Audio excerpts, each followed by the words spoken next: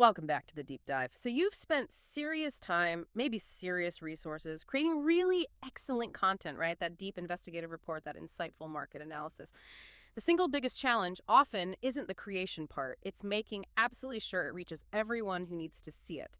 Today, we're tackling the strategy that can really separate simple content creation from, well, exponential distribution. News syndication. News syndication, put simply, it's the methodical practice of distributing your content, your key assets across multiple, authorized platforms, beyond just your main channel. That's exactly right. In today's information economy, creating the content, that's just the entry ticket. Strategic distribution, that's how you actually win the game. So if you're wondering how to get the maximum return, the maximum ROI from every article, every video, every broadcast you produce, well, this is your answer. We're going to explore how syndication fundamentally transforms your whole content lifecycle. We're talking expanding reach exponentially, building real brand authority, dramatically boosting your SEO, and ultimately driving measurable business growth. Okay, let's unpack this then. Because if the goal is maximizing impact, we really need to understand the mechanics. We're not just talking about copying and pasting blog posts onto social media, are we? What does this more formal strategic process actually look like? Right. At its core, news syndication is basically a licensing agreement. Think of it as news redistribution, formally. You're granting specific rights for other, hopefully trusted media outlets to publish your original work. It is the key mechanism for accessing these massive, established audiences that, honestly, you just can't reach through your primary website alone. And when we talk platforms, the sources show this is a really broad effort. You're looking at three core types. Okay. Yeah. First, you've got the traditional print platforms. Think, established newspapers, magazines. They might use your content in their physical editions, still relevant for some audiences. Definitely. Then you have the ubiquitous online platforms. This is where most of the action happens today. Digital news sites, big content aggregators like MSN or Apple News, and crucially, those highly specialized industry-specific websites. Right, the niche ones. And finally, we shouldn't forget broadcast platforms.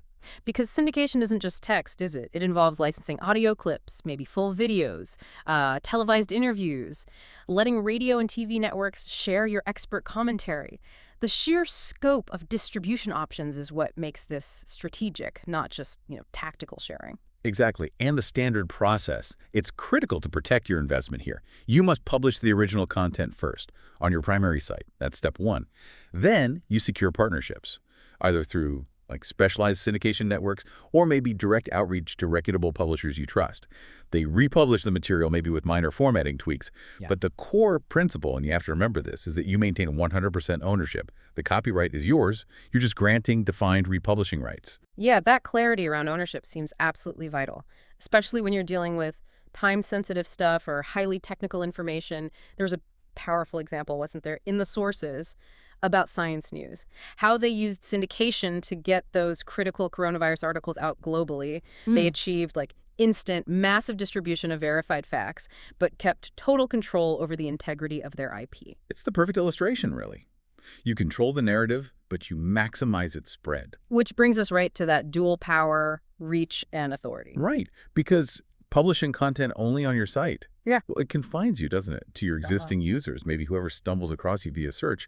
Syndication just breaks those silos down instantly. It's the difference between reaching, a few thousand loyal followers and potentially reaching millions of new readers every day. And that reach expands in really targeted ways. We look at two critical dimensions here: geographic diversity and demographic targeting. For geographic reach, just imagine. Say, a major corporate announcement from your HQ in Chicago. Okay. Through syndication partners, that single piece can instantly hit specific regional outlets in Texas, maybe financial news aggregators in London, niche industry portals over in Asia. You just transcend those local limits. And the demographic side, that's where it gets really surgical almost. You stop waiting for the audience to find you. Instead, you position your content exactly where those specialized segments already are. You can target, say, industry publications for C-suite execs or niche blogs for specific kinds of developers, maybe high-traffic general news sites for broader consumer awareness. Exactly. And this leads directly to the core strategic goal here, moving beyond just reach to building absolute authority. When your news, your insights, appear on established, reputable platforms, whether that's the leader in your specific vertical or, major national news orgs, you are instantly borrowing their credibility, decades of it sometimes. It's like a shortcut to thought leadership then, instead of spending years trying to build that reputation from scratch. Boom. You're a recognized contributor, somewhere respected. But I have to ask this. If we push our best stuff out so widely, isn't there a risk? A risk that we kind of train the audience to get our premium content on someone else's site, maybe diminishing our own traffic potential? That's the critical strategic question, isn't it? Yeah. And the answer is, well, it's no, provided the strategy is executed correctly. See, the goal isn't just eyeballs on the syndicated piece. It's about trust transfer and, crucially, referral traffic. Readers transfer the trust they have in the host platform, let's say it's Forbes, over to your brand. See your content there. It validates you, makes you legitimate in their eyes. Plus, every syndicated piece absolutely must contain those critical links back to your original source. Think of them as high-intent invitations, like this. Come see where it came from.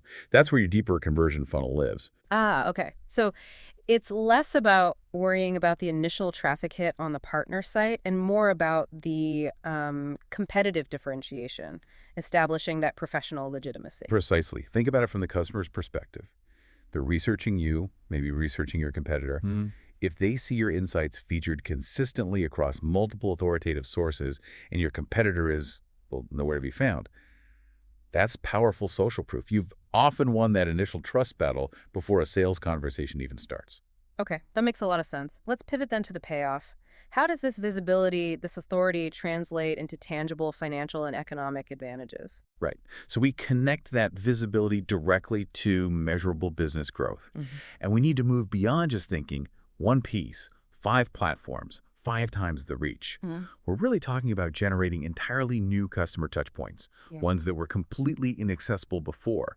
That expanded visibility translates directly into higher lead volume, increased conversion opportunities, because prospects are encountering your expertise at multiple points in their journey, and importantly, in high-trust environments. And this creates some interesting opportunities for revenue diversification too, doesn't it? Publishers with that broad syndicated reach, they suddenly hold significant leverage, right? You're negotiating advertising opportunities based not just on your own website's metrics, but on the combined reach of your entire network. Exactly. And that's where you really calculate the true cost efficiency. Think about it. You create one really high-value piece of content. You strategically syndicate it to, say, 10 partners. You have effectively slashed your cost per impression by a factor of 10. Compared to the cost and effort of creating 10 separate pieces of similar quality, it's just maximizing asset utilization.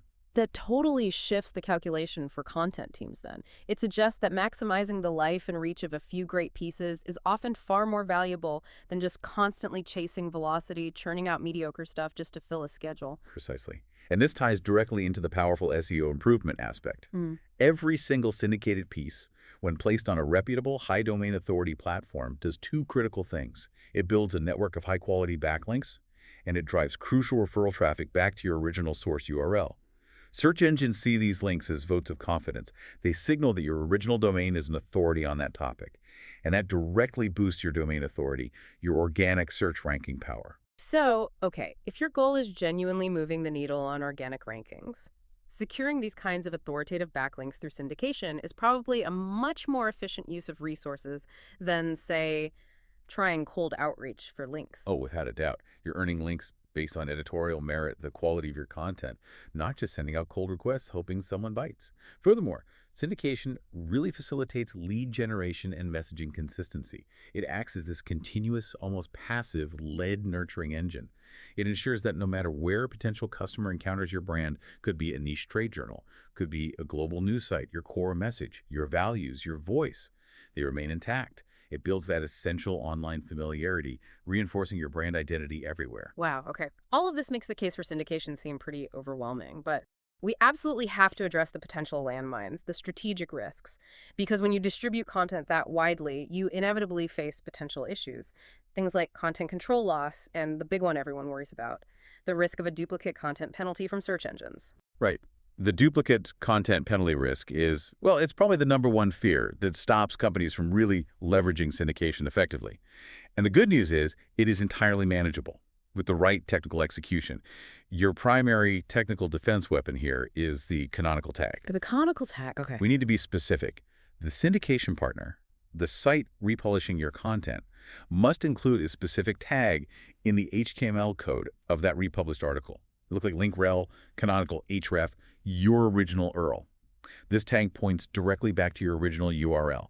You are explicitly telling search engines, like Google, hey, I know this content exists in 2 places, but this URL, that's the original source. Give all the ranking credit to that one. Okay, so it's basically a signal telling Google, consolidate the authority here at the original. Makes sense. But if both pieces are identical textually, how do we absolutely ensure the syndicated copy doesn't somehow accidentally outrank our original piece? That would be counterproductive. Excellent question. And that leads us right into the essential SEO-friendly syndication strategies that go beyond just the canonical tag itself. First, for kind of belt and suspenders protection, many strategists strongly recommend asking partners to use a noindex tag as well as the canonical tag. The canonical says, credit the original. The noindex tag basically says to the search engine, don't even bother indexing this copy at all. It just eliminates any potential for competition right there. Ah, I see. That sounds like a really important layer of safety, almost essential. It really is, for peace of mind. Second, always include a clear, prominent byline, something like originally published on your site name with a direct link back. Third, and this is maybe the most critical timing element, you absolutely must wait 24 to 48 hours after publishing the original content on your site before you allow any syndication partners to publish it. Why? This delay gives search engines ample time to crawl and index your original URL first, to establish it unequivocally as the source of truth before any copies appear elsewhere. Okay, that 24-48-hour window makes sense. But the implementation of all this, getting the canonical tag right, maybe the noindex tag, ensuring partners actually stick to that waiting period, that sounds like it could be a significant management overhead. I mean, what happens if a partner messes up the coding or forgets? That is the management reality. No. Syndication isn't a set it and forget it thing. It's not just submitting an article and walking away. It's really about building and managing long-term partnerships. You absolutely must have systems in place. Regular monitoring of your backlink profile, checking that canonical tags are implemented correctly, making sure partners are adhering to the guidelines you set. And this just underscores the critical importance of choosing your strategic partnerships thoroughly carefully. Right. So you're choosing partners based not just on how big their audience is, but on their editorial standards, their reputation, and crucially, their technical capability and willingness to implement attribution and these SEO tags correctly. It sounds like it's as much about protecting your own brand integrity as it is about increasing reach. Precisely. You have to set crystal clear guidelines right up front. Specify attribution requirements, state whether any modifications are allowed or not, detail the correct display of your brand elements, logos, etc. The right partners. They act almost like extensions of your own marketing arm. The wrong partners, though. They can actively cannibalize your SEO efforts and dilute your hard-earned brand reputation. It pays to be selective. Okay, so let's bring this home for everyone listening. New syndication, done right, essentially turns a single content asset into multiple opportunities for reach, for authority, and ultimately for financial growth. Yeah, that's the core idea. And the required actions to really master this strategy, they're pretty clear now, I think. Choose reputable partners who meet high technical standards. Use those canonical tags religiously, maybe the noindex too.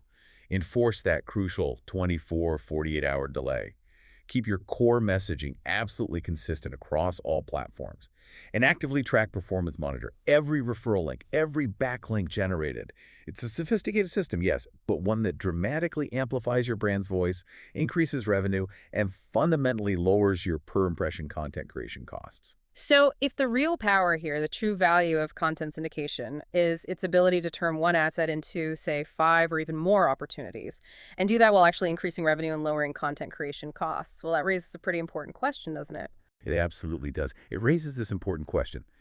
Given this inherent shift in value, away from just the sheer volume of original content creation and towards the strategic, technically compliant distribution of that material, how fundamentally should organizations be adjusting their investment ratios? How much should go into generating the original stuff versus building these robust, sophisticated, compliant syndication networks?